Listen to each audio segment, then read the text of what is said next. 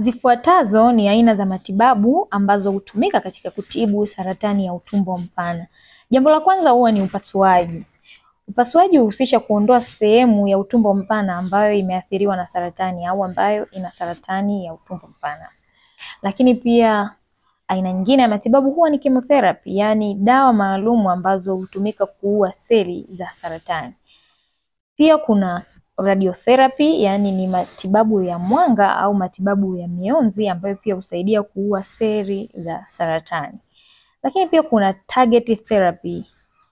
Hii huhusisha dawa maalum ambazo huelekezwa direct sehemu iliyoathiriwa na saratani na hivyo kuua seli za saratani bila kuharibu seli zingine mwilini, seli zingine za damu.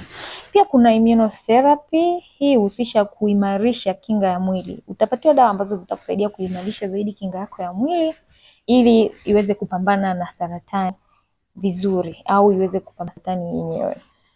Hizi ni aina za matibabu ambazo hutumika katika kutibu saratani.